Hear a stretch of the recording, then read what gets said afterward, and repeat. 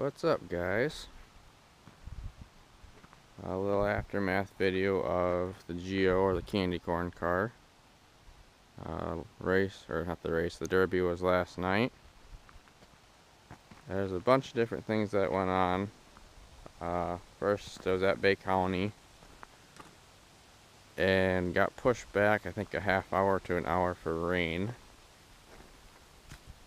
And it actually was more like a rain sleet mix, and then it snowed later on. All I know is it was freaking cold. And of course they had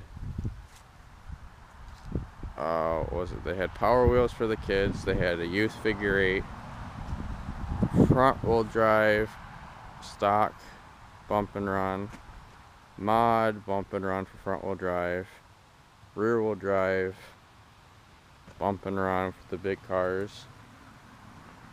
And then they had powder puff race, chain and wire derby, mod front wheel drive derby, and I believe it was the rear wheel drive big cars, mod cars. Anyways, mine was about one of the last derbies, and holy crap, it was cold. Really cold. I wanted the thing just to be done and over with before it even started. But to the aftermath of what happened, my plan, like I said before, was to use the ass end the entire time until I felt like I couldn't use it anymore. I think I did that. Ass end in this corner went perfect, just how I wanted it. And thanks to my buddy Kurt with all the blue paint, he made that happen. That fixed that. Pushed the frame over like I wanted. This side did about as what I figured it would do. Kind of pushed in right on the tire, but surprisingly this tire has air still. Because before I got it on the track, this thing had a rim leak. It would not stop just draining the air out of it. Somehow it's still up. I don't know how. Looks like the car has a massive gas leak. So I guess I'll have to look at that and see what I can do. I haven't really looked much at this car yet. I'm kind of looking at it first time like you guys are. But it still runs. And I think it'll still move. I ended up getting, I think, third. But what happened was I was using the ass end. I went to switch over to start using the front end. I think I made one small hit with the front end.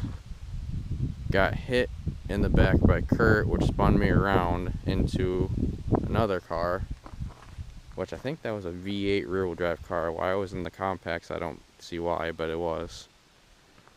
And then another car came across and completely laid over the strut. I don't know if you can see or not. Completely laid over. I don't think the axle's broke, but I'm not sure yet. It didn't look broke.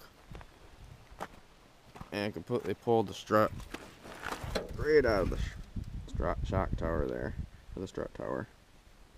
But I haven't got the hood off of this yet. I literally just got out here to look at it.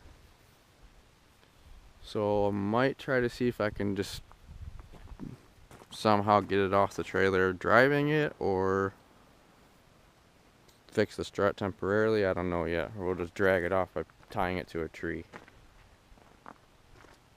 But it never stalled on me. I didn't have really any issues. I did have my GoPro on, which there's my jerry rig GoPro mount. I can show you guys how I do that later with my mounts and everything. I'll go on the other side. None of the seam welds in the back for the speaker deck glue, so that's still good. And those are all still good there. Back's coming in that corner. But overall, though it was really short and I wasn't happy about it being short, I think the stupid car has another run in it. But we'll see. I'll get some time to get a video of under the hood and explain a bit more about what's going on with this car. But once I find out more, you'll find out more. And we'll kind of go from there and see what's going on. I'm getting too many collections of cars around this house and I'll start getting in trouble soon. So we'll find out what the plans is for this car, and maybe we'll see it again next year.